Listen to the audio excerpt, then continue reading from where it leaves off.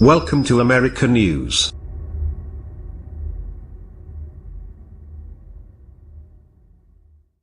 Hurricane Nate is expected to weaken as it moves further inland on Sunday and is likely to become a tropical storm later in the day.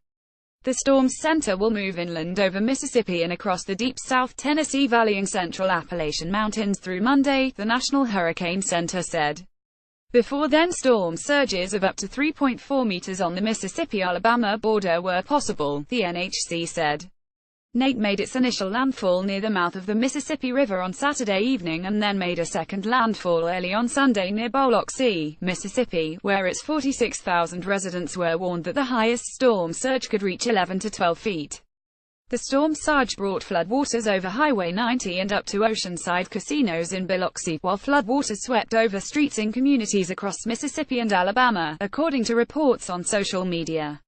Hurricane Nate approaching the mouth of the Mississippi River. Photo up there have a restaurant and one of our main bars open, so they have been okay so far, said Chet Harrison, the general manager at the Golden Nugget Hotel and Casino in Biloxi, where 300 guests were hunkered down.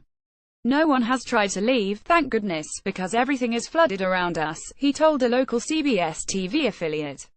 In Hancock County, Mississippi, northeast of New Orleans, rain and wind were gaining intensity and many streets were washing over.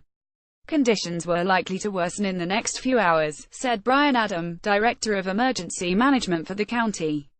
The county evacuated people from low-lying areas and imposed a curfew. On Saturday, states of emergency were declared in Louisiana, Mississippi and Alabama, as well as in more than 24 Florida counties. In Alabama, Governor Kay Ivey urged residents in areas facing heavy winds and storm surges to take precautions. Some 5,000 people in southern Alabama were without power due to Nate, Alabama Power said. Rainfall of 7.6 centimeters to 15.2 centimeters, up to a maximum of 10 inches, were expected east of the Mississippi River from the central Gulf Coast into the deep south, in the eastern Tennessee Valley, and southern Appalachian Mountains, the NHC said. Rainfall in the Ohio Valley and into the central Appalachians could be 2 to 5 inches with a maximum of 7 inches.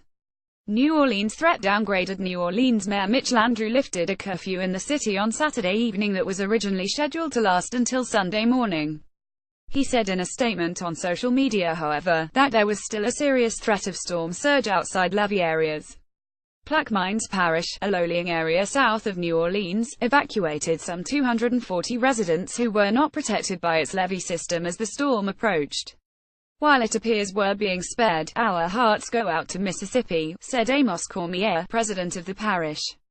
Major shipping ports across the central U.S. Gulf Coast were closed to inbound and outbound traffic on Saturday, as Nate intensified and storm surges of up 11 feet were expected at the mouth of the Mississippi River. 8 a.m. simulations from the American GFS model show landfall along the Alabama coast at the most likely scenario.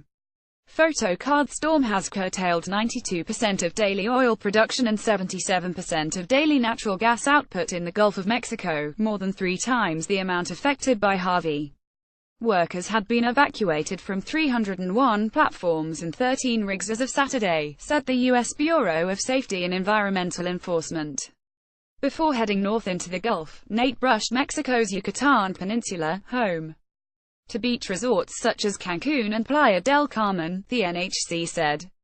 The storm doused Central America with heavy rains on Thursday, killing at least 16 people in Nicaragua, 10 in Costa Rica, 2 in Honduras and 2 in El Salvador.